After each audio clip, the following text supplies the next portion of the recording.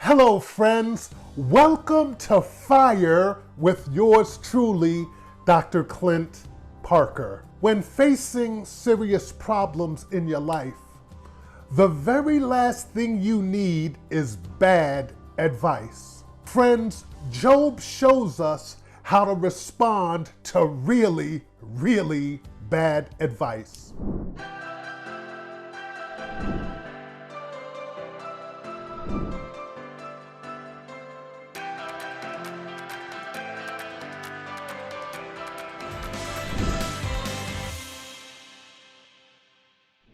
In Job chapter 2, verses 7 through 9, it says, "So Satan went out from the presence of the Lord and afflicted Job with painful sores from the soles of his feet to the top of his head. Then Job took a piece of broken pottery and scraped himself with it as he sat among the ashes. His wife said to him, 'Are you still holding on to your integrity? Curse God and die.'" Friends, as Job was smitten by Satan, he was covered with painful sores from top to bottom.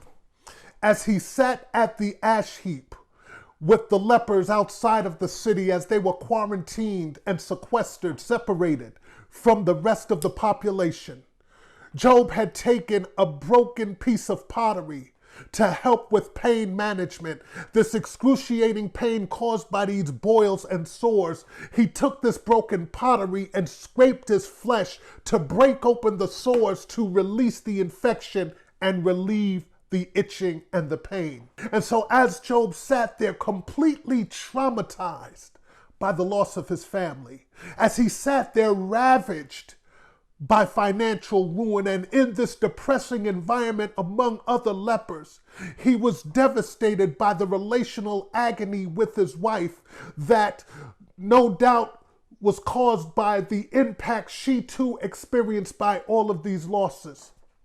And sad, friends, and even more hurtful was the fact that Job's wife, who was supposed to be a helpmate, now operated as a hurtmate.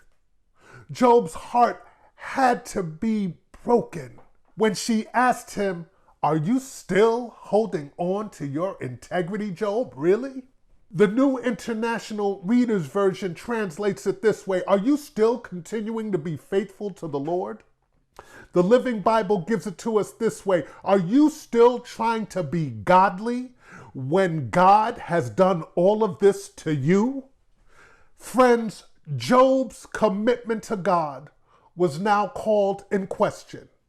And following this question of Job's commitment, Job now received some very bad advice. His wife urged him to give up on God and walk away from his faith. She said, "Why don't you just curse God and die?" And she might have really believed that death was the better alternative to the imaginable suffering that Job was going through. She told Job that he might as well accelerate the process and get this over with by cursing God. Then God would surely smite him on the spot, kill him, and put him out of his misery. And when you really listen to her advice closely, she advised Job to sin against God. She was advising him to sin. And please notice from the biblical text that she used the same exact language that Satan used twice when he was talking to God. John MacArthur said she added temptation to affliction because she advised Job to sin. The early church fathers had a lot to say about this. Augustine described Job's wife as the devil's assistant. Calvin called her Satan's tool. Aquinas and Chrysostom both believed that the devil spared Job's wife to afflict him more deeply. Stephen Lawson summed it up when he said, "In reality, she had become the mouthpiece of the devil, parroting the exact words of Satan." And so, friends, I need you to lean in. Come on, get close to me right now and understand that Satan will use the people closest to you to talk you out of your faith. But what Job did in response to her advice was he rejected it. Job rejected his wife's horrible advice. And the reason Job responded so strongly was because of the strong faith that he developed because of his strong relationship with God. Look at what verse 10 says. You are talking like a foolish woman, Job replied. Job assertively rebuked his wife and called her statements foolish. And the word foolish meant that her statements were irreverent. They were disrespectful. They lacked spiritual discernment and understanding. And they were said by someone who rejects God's ways and do not believe in him. And this is the same word that was used in Psalm 53:1 when it says, "The fool has said in his heart, there is no God." Here is what Stephen Lawson said regarding satanic activity. He said, expect it, detect it, and then reject it. Job rejected her statement out of hand. But I love his comeback. Job then refocused on God. Chapter 2, verse 10, the second part. Shall we accept good from God and not trouble? So what we see here, friends, is in calm confidence and in calm trust in the Lord, amidst the unimaginable agony that he was going through, Job pointed out that trouble as well as good both come from God. And then on top of that, Job refused to curse and disrespect his God. Tremper Longman spoke of this when he said, the point of the story is that Job ends these two tests by staying firmly in relationship with God. Friends, Job did not give up no matter how bad things had gotten. So here we are. Tip number 4, don't give up, regardless of how bad things get. And it starts by rejecting bad advice. My friend, don't ever let anyone talk you out of giving up on God, regardless of how close they are to you. Whether it's a friend, whether it's a spouse, whether it's a family member, whether it's someone who you respect dearly, don't ever let anyone talk you into walking away from God. Psalm 1. Verse 1 says, blessed are those who reject the advice of evil people. Now, friends, when Jesus predicted the pain and punishment of the cross, as he was fully aligned with the Father's purpose and plan, his closest disciple, Peter, tried to talk him out of it under the influence of Satan. And here's what you need to understand. Lean in on this. Anyone who gives you the bad advice to quit on God is TUI. I didn't say DUI. I said TUI. Talking under the influence. And I don't mean under the influence of substances, although they might sound like that. I mean under the influence of Satan. Matthew chapter 16, verse 23. Then Jesus said to Peter, go away from me, Satan. You are not helping me.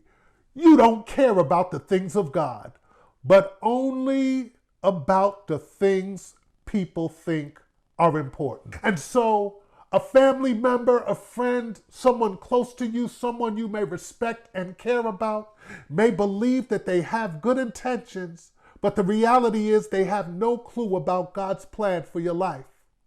And notice here, both Job and Jesus were advised to quit because of suffering.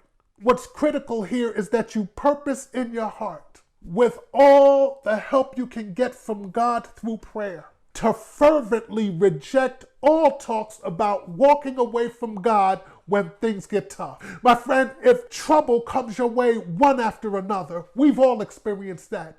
When hardships come at you to degrees that are completely overwhelming, whether it's sickness, whether it's death, whether it's unemployment, whether it's hurt by someone else, whether someone walks out on you, whatever the issue is, whatever the pain, the trial, the trouble that you are facing may be, quitting on God should never be on the table.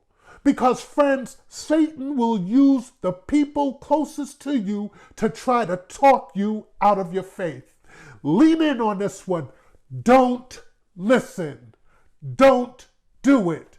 Never give up on God. In times of severe testing, our first question must not be, how can I get out of this? But what can I get out of this? And so not only do we reject bad advice, we have to, like Job, refocus on God and his sovereignty. And for a more detailed discussion on God's sovereignty, you absolutely must see tip number 2. Ecclesiastes chapter 7, verses 13 through 14 says, consider what God has done. When times are good, be happy. But when times are bad, consider God has made one as well as the other. And so, friend, there is no question about whether God is the source of all happenings, good or bad. The only questions for us is, how will we respond? And is our faith focused enough to respond in a way that pleases God? And here are some suggestions that could really help you to lock in on God and his sovereignty. First of all, be anchored by his word. Romans chapter 8, verse 28, you should really internalize this. We know that all things work together for good of those who love God. And so what this passage shows us here is that God's purpose is good. Psalm 119:68 says, you are good, and what you do is good. This passage shows us that God is good as a person. And Genesis chapter 50, verse 20 says, even though you planned evil against me, God planned good to come out of this. And so, friends, when the enemy tries to trip us up, cause us to stumble, here's what will happen. God will take what they planned for evil and turn it around. Friends, God's plan is good. David Atkinson said, faith is what God gives us to help us with uncertainties. And so on top of refocusing on God and his sovereignty, we have to, at all costs, refuse to curse or disrespect God. Like a tube of toothpaste. And friends, when we are squeezed by the suffering of life, what's on the inside will come out. And so what's important is we got to make sure that whatever's on the inside is right with God. And we start by guarding our hearts. Proverbs chapter 4, verse 23 says, above all else, guard your heart, for it is the wellspring of life. And when we talk about guarding our hearts, making sure that our heart is right with God, it's all about staying locked in on his word, which is why I gave you those scriptures to reflect on, particularly during difficult times. Secondly, we have to continue to talk with God, and we see that the reason why Job was so anchored in these difficult times and seasons, it was because of his relationship with God. And so I want to urge you to pray like you've never prayed. And I want you to surround yourself with people who are praying, with people who can walk with you through your journey, so that whenever the sufferings of life puts a squeeze on you, what's on the inside comes out, and it will never, ever, ever be cursing or disrespecting God. Robert Gordis said that the purity of speech reflects the integrity of one's spirit. And so, my friend, during your difficult seasons, during my difficult season, our priority needs to be to guard our heart. And when we guard our heart, we will never, ever even entertain the thought of cursing God. And so, friend, my prayer is that trials and that troubles and that tribulations as they come your way, that your mind will be completely made up to never, ever, ever quit on God. Don't even entertain the thought of handing God your letter of resignation, because God is not finished with you yet. Stay focused on God and know that when you come out of whatever it is that you're going through, you are going to be better because God brought you through. Friends, if you got heartburn or felt your fire ignited afresh because of God's word, please like, subscribe, share, and help us spread the fire. For any questions, thoughts, requests for future studies, please hit the comment section below. And for those who want to dig deeper in this study, my recommended resources for beginners, intermediate, and advanced students are listed below. And so, friends, until we meet again, keep the fire burning.